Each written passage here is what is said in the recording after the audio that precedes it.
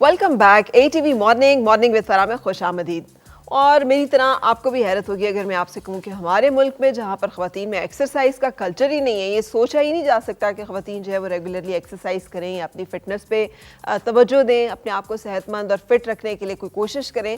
वहाँ पर अगर मैं आपको कहूँ कि हमारे पास एक कम्पेटिटिव वेट लिफ्टर है तो ये एक बड़ी ज़बरदस्त सी बात होगी। सो आज मैं आपको मिलवाने जा रही हूँ अपने ज़बरदस्ती मेहमान के साथ जो कि पावर लिफ्टिंग एथलीट हैं और इन्होंने कम्पीट किया हुआ है बहुत सारे मैदानों में, जिसमें 5 टाइम्स नेशनल चैम्पियनशिप इनके पास रही है पावर लिफ्टिंग में, जिसमें इन्होंने 2 गोल्ड मेडल और 3 दफ़ा सिल्वर मेडल्स जो हैं वो जीते हैं नेशनल कंपटीशन में। और पिछले साल इन्होंने पार्टिसिपेट किया है एशियन चैम्पियनशिप में मलेशिया में, और इसके अलावा किक बॉक्सिंग भी करती हैं और certified fitness coach and personal trainer भी हैं। मेरे साथ है सना नबील। अस्सलाम वालेकुम। अस्सलाम वालेकुम। कैसी हैं सना? मैं बिल्कुल ठीक। आप कैसी हैं? नाम ऊपर से उड़ाया जाए तो पूरा जो प्रोफाइल है ना वो सारा मर्दों वाला है। मर्दों वाला है बिल्कुल। आप शुरू से टॉम बॉयज थी? हाँ बिल्कुल, शुरू से ही टॉम बॉयज थी, बिल्कुल ऐसा ही था। लेकिन अभी आपको अगर आप बताएं ना कि आप पावर लिफ्टर हैं तो एक जानदार सी खातून जरूर लग रही है, लेकिन डर नहीं लग रहा। डर नहीं लग रहा। सो माशाल्लाह बहुत अच्छा। आप मतलब अगर पावर लिफ्टिंग करती भी हैं जी तो आपने को बहुत डोले शोले उस तरह के नहीं मुझे नजर आ रहे जो खौफनाक होते हैं। खौफनाक नहीं है बट अच्छे फेमिनिन साइड पर है। अच्छे फेमिनिन साइड। जी बिल्कुल, दैट इज ग्रेट। अच्छा, हम थोड़ा सा आपका जर्नी जो है उसके बारे में तजस्सुस रखते हैं आप। जैसे मैंने कहा कि यहाँ पे तो कल्चर ही नहीं है कि खवातीन जो है वो कोई भी एक्सरसाइज करें, तो और फिर देन पावर लिफ्टिंग जी तो ये कैसे हो गया? ये बस ऐसे ही हो गया, जिम में लोगों को करते हुए देख के शौक चढ़ा कि अगर बॉयज़ कर रहे हैं, लिफ्ट कर रहे हैं इतना हैवी, तो मैं भी कर सकती हूँ, क्योंकि शुरू से इस तरह के काम करने का शौक तो था ही मुझे। I was very sporty school college में। तो जिम में तो I went there as a trainer, I started working as a trainer, helping people lose weight and all of that. But looking at boys and looking at other girls lifting weight, I was like very inspiring for me. So I thought, okay, why not like jump into it and then just do it. Yeah. लेकिन वो तो एवं ही उठा रही थी, एक दिन उठाया होगा, 2 दिन फिर नहीं उठाया होगा, 4 दिन उठा लिया होगा एंड देन ब्रेक पे चले गई होगी। लेकिन नहीं, मैंने फिर उसको सीरियसली लेना शुरू कर दिया। और how different it is seriously लेना एंड कम्पेटिटिव जैसे कहना चाहिए इसमें फील्ड में आना। देखिए, कोई भी स्पोर्ट के लिए अगर आप तैयारी शुरू करते हैं या आप उसको सीरियसली लेना शुरू करते हैं तो वो बहुत ही डिफरेंट होती है एक नॉर्मल स्टाइल ऑफ फिटनेस से।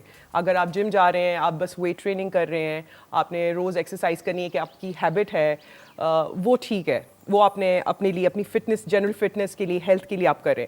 बट अगर कोई भी स्पोर्ट खेल रहे हैं तो उसके लिए you need to get serious, और उसके बहुत प्रोज एंड कॉन्स भी होते हैं। आपको मेंटल फटीग बहुत होती है, फिजिकल एक्सर्शन बहुत होती है, आपको हर हालत में ट्रेन करना पड़ता है, no matter what circumstances are, because finally आप जा रहे होते हैं कम्पीट करने के लिए, और कम्पीट करने की एक प्रॉपर प्रेप होती है, एक प्रॉपर तैयारी होती है, और जब तक वो नहीं होगी, उस पूरे प्रोग्राम से आप नहीं गुजरेंगे, तो फिर आप रिजल्ट कैसे देंगे। या सो जरूरी है। हाँ जरूरी है, जो मर्जी हो जाए, सुबह बॉडी में तकलीफ हो रही है, उठा नहीं जा रहा, बट नहीं जाना है, वो जो कोच ने बताया हुआ है, असाइन किया हुआ है प्रोग्राम, वो करना है, वो उस दिन का सेशन करना है, और फिर कोच को फीडबैक देनी है कि किया है। आप तो खुद भी कोच है ना? जी, मैं सर्टिफाइड फिटनेस कोच है। बिल्कुल। Yet you need a coach? Yes, इसके लिए every coach needs a coach, to be honest. मैं क्योंकि पावर लिफ्टर तो नहीं थी, मैं तो एक जनरल फिटनेस से रिलेटेड कोच हूँ, तो पावर लिफ्टिंग कोचेस मैंने हायर किए ऑनलाइन, और उनसे सीखा, उन्होंने ट्रेन किया, वो मुझे अपना वर्कआउट भेजते थे, बताते थे टेक्निक, फॉर्म के कैसे क्या तैयारी करनी है, कैसे करना है। सो या उसके अकॉर्डिंगली फिर। और ये सारे सफ़र को कितना अरसा जो है वो गुजर चुका है, एंड कब ये शुरू हुआ? ये इसको 7 साल हो चुके हैं, और मैं शादी के बाद, बच्चों के बाद बेसिकली ये स्टार्ट हुआ है। बच्चे भी थोड़े से मेरे बड़े हो गए अब तो माशाल्लाह। My daughter is 18 and the other one is 14 माशाल्लाह। ये तो एक और जिसे कहते हैं अचंभे की बात हो गई। हाँ बिल्कुल, ये तो एक और हाँ बिल्कुल ऐसे ही है। अच्छा, सो बस ये उसी तरीके से स्टार्ट हुआ, और 7 साल पहले ये शुरू हुआ। 7 सालों में 5 दफा आप नेशनल चैंपियनशिप में पार्टिसिपेट कर सकते हैं। पावर लिफ्टिंग को स्टार्ट किए हुए प्रॉपर्ली 3 years हुए।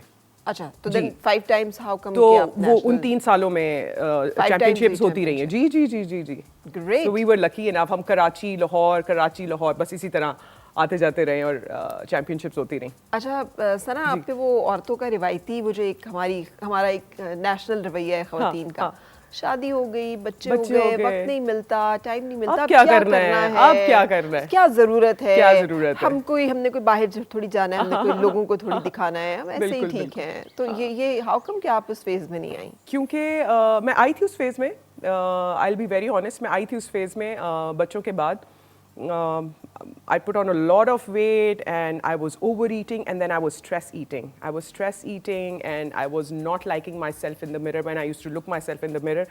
तो Aahista Aahista Aahista and my mother and everybody else around me they were like यार क्या बनती जा रही है, क्या बनती जा रही है। I became huge, like very huge.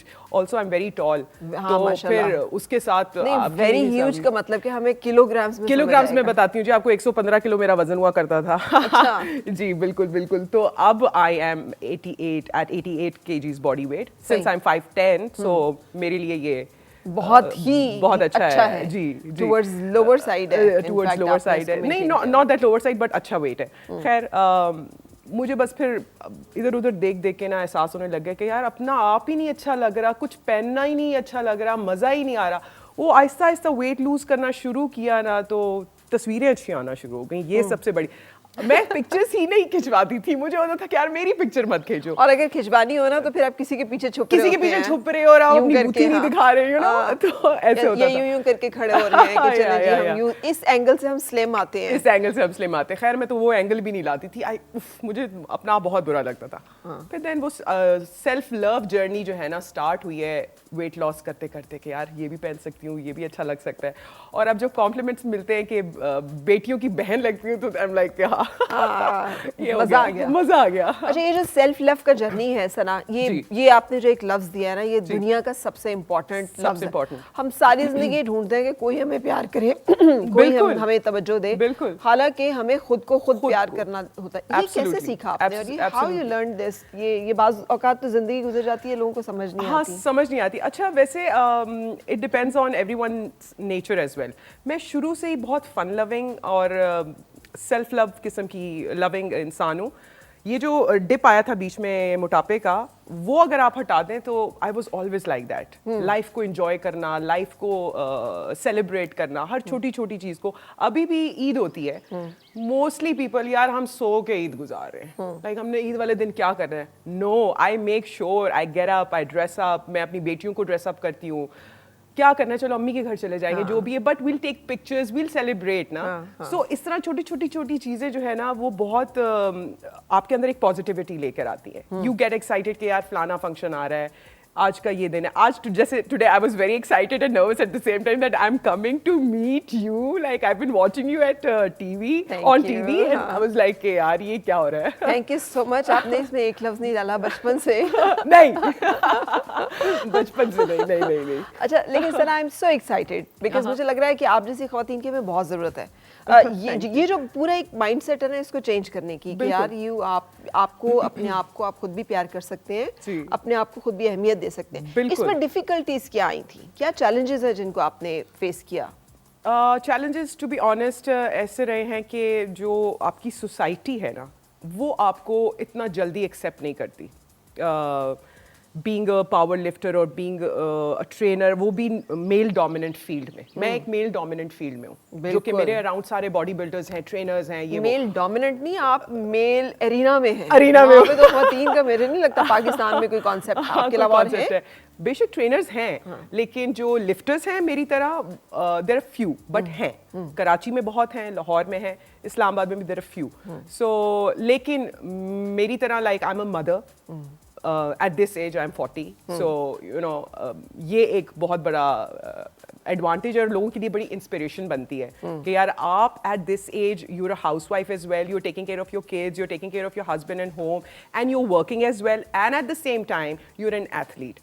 So इससे बड़ा मुझे तो बड़ी इंस्पिरेशन खुद से ही मिलना शुरू हो जाती है, और जब लोग खुश होते हैं तो फिर और अच्छा ये बहुत बड़ी सोर्स है इंस्पिरेशन का जो आपके पास है। जी, कि वो जैसे कहते हैं ना, इस तीरगी में लेकर अपने कमल चलो, मांगे की रोशनी से न मिल सकेगा रास्ता, इस तीरगी में लेकर अपने कमल चलो। ये जो एक हमने एक सुना, सेल्फ रिलायंस, सेल्फ डिपेंडेंस, ये दुनिया का सबसे खूबसूरत काम है। खूबसूरत काम। अगर आपने बाहर से इंस्पिरेशन, वो तो आई जिस दिन, उस दिन आप इंस्पायर हो गए, जब नहीं आई आप बैठे हुए हैं। बिल्कुल, this is the best way to do it. बिल्कुल। किसका किरदार सबसे अहम रहा है ये आपके इस कामयाबी में, अचीवमेंट्स में?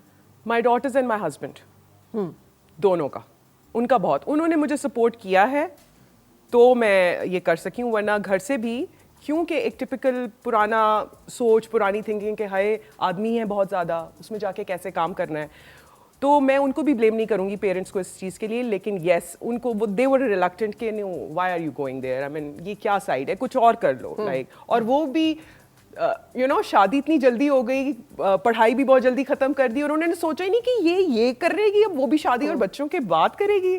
तो वो एक बहुत उनके लिए शॉकिंग चीज़ थी। अब क्योंकि वो इंटरव्यूज देख रहे हैं, they are very happy and they are you know showing it to everybody, family में स्प्रेड कर रहे हैं कि यार ये देखो ये कर रही है। मैं कहा चलो। बेटी ने कैसे सपोर्ट किया? क्योंकि बच्चे यूजुअली जो है वो तो कहते हैं सारी तवज्जो हमें चाहिए। तवज्जो हमें नहीं, माशाल्लाह I am blessed with such beautiful, such intelligent and emotionally intelligent daughters, both of them. माशाल्लाह। बहुत क्योंकि आई थिंक इसकी वजह ये है कि मैं उनके साथ फ्रेंड्स रही हूँ हमेशा से, मैं उनके साथ हर चीज़ शेयर करती हूँ और उनको भी कहती हूँ मुझसे मेरे साथ हर चीज़ शेयर करें। क्या होगा ज़्यादा से ज़्यादा थोड़ी सी डांट पड़ जाएगी ना, तो दे लाइक कि मीमी हाँ ठीक है। वो मेरे साथ लाइक एक ट्रस्ट का जो रिलेशनशिप है ना वो बहुत ज़्यादा बिल्टअप हो चुका है, जो कि अनफॉर्चुनेटली मेरे बचपन में मेरे पेरेंट्स के साथ ऐसा इतना नहीं था, जो कि जनरली नहीं होता। आप माओ से कोई बात करने से डरते हैं, आप फादर से कोई बात करने से डरते हैं, बट बेटियों के साथ मैंने ऐसा रिलेशन रखा है तो वो बहुत एक्साइटेड होती हैं मुझे ऐसा सब कुछ करते हुए देखते हुए।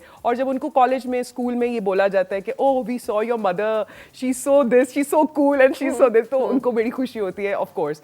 और वो भी अब कर रही हैं, वेट लिफ्टिंग करती हैं दोनों माशाल्लाह जी। अच्छा, उनको मैं घर में करवा। हस्बैंड ने कैसे सपोर्ट किया और क्या वो इनसिक्योर नहीं हुए कि मेरी वही वाली बात के इतने मर्दों में और इतने मर्दों, देखें झूठ तो नहीं बोलूँगी, इनसिक्योरिटी होती है, but we have to you know somehow deal with it as a couple.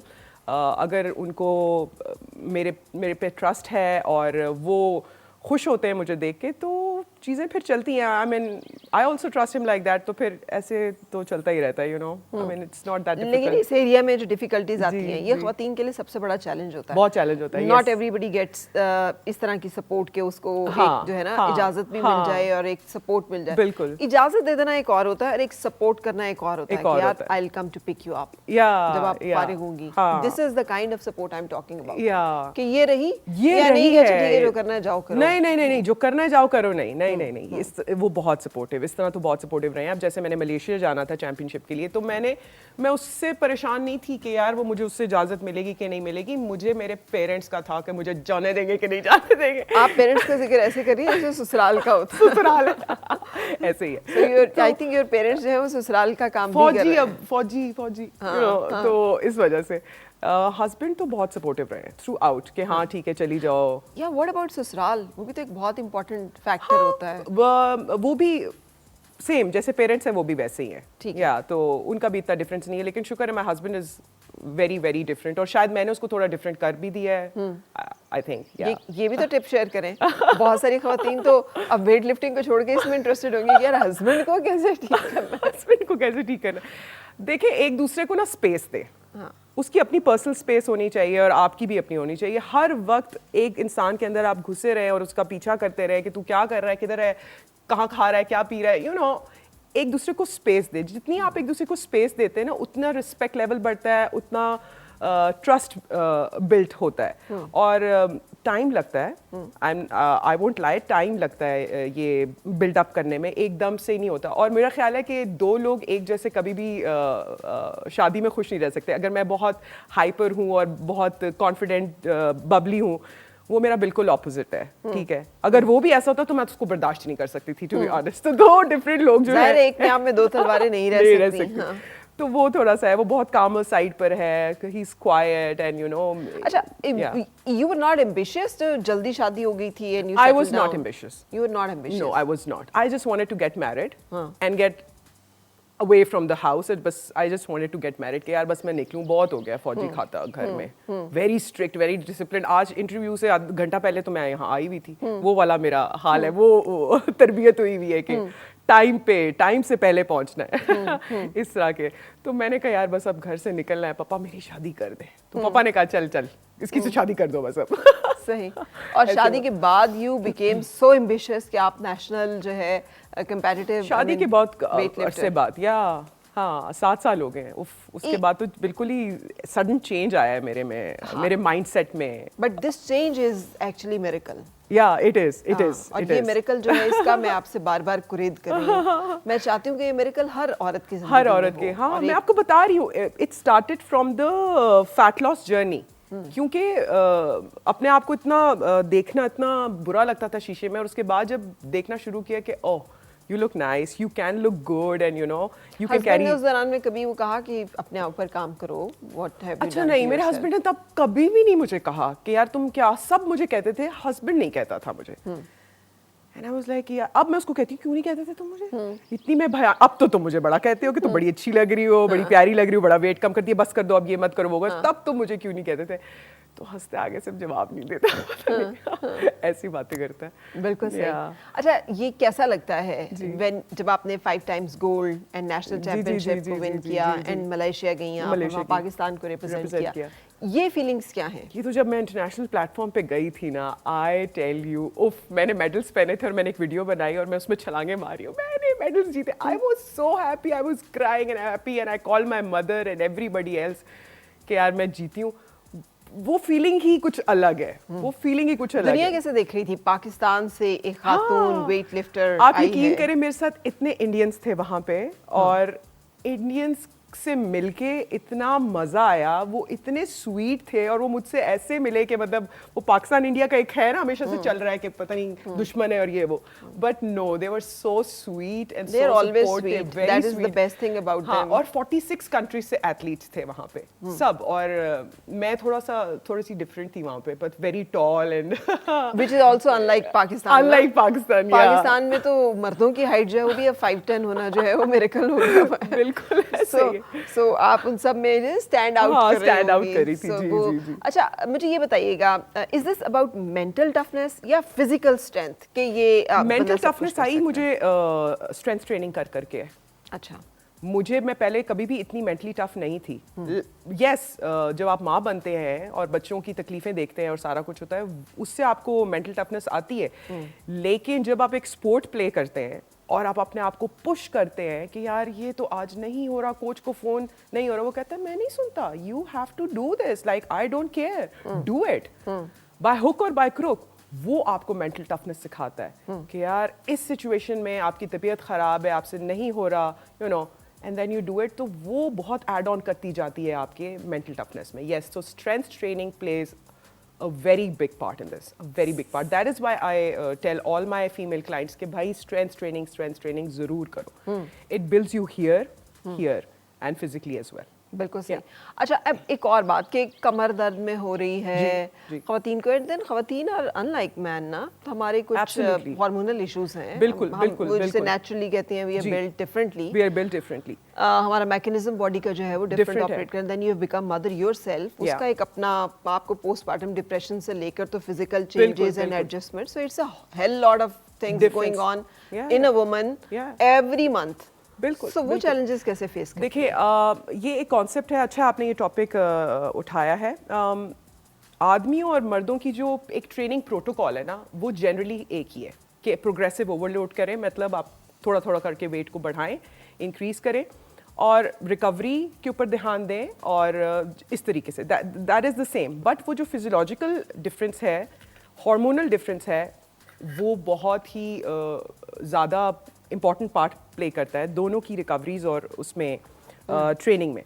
सो आदमियों के लिए तो they are built with the testosterone hormone which is a muscle building hormone. वो उनके लिए मसल ज़्यादा जल्दी बनाता है और फैट लूज भी उनका बहुत जल्दी होता है। So they are blessed with that and we are blessed with estrogen. हाँ, हम लोगों के लिए हमारे मंथली 4 फेजेस चलते हैं हमारे मेंस्ट्रुअल साइकिल की वजह से।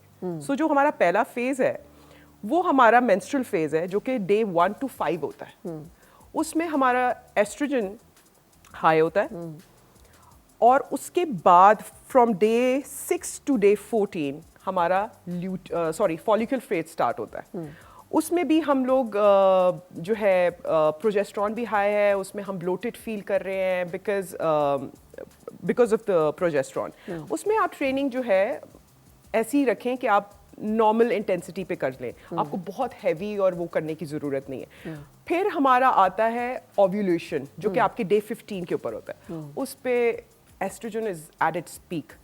उस पे आप बहुत हैवी पीआरस कर सकते हैं। Yes you can. आप अपनी पावर को, अपनी स्ट्रेंथ को आप चैलेंज कर सकते हैं। वो बहुत अच्छा टाइम होता है। उसके अलावा उसके बाद जो हमारा ल्यूटियल फेज आता है उसमें एस्ट्रोजन ड्रॉप हो जाता है और प्रोजेस्टेरॉन हाई होता है और हमारी क्रेविंग्स, हमारे मूड स्विंग्स, ये सब और ब्लोटिंग बहुत ज़्यादा होती है। तो हमें पूरा महीना उसके हिसाब से ट्रेनिंग करनी पड़ती है। आदमियों का तो एक ही चीज चल रहा है। अच्छा, ये पता है ये चूंकि मेल ट्रेनर्स हैं ज़्यादा, जी जी, और जो खवातीन ट्रेनर्स हैं यूजुअली वो भी इस बारे में ज़्यादा बात नहीं करती। आई एम ग्लैड कि आपने बात की है, लेकिन ये बहुत सारे लोग तो इस सारे मैकेनिज्म को अंडरस्टैंड भी नहीं करते कि हर रोज़ आपको उतनी रिगरस और उतनी सेम, मुझे एक आपने ना कि रोज़ाना 10 करने हैं, ज़रूरी नहीं कि 10 आप करें। Absolutely, you have to go with the flow of your body. You listen to your body. और आपको अपने, मैं तो सब खवातीन को ये सजेस्ट करूंगी कि अपने लिए जो एप्स हैं, मेंस्ट्रुअल एप्स जो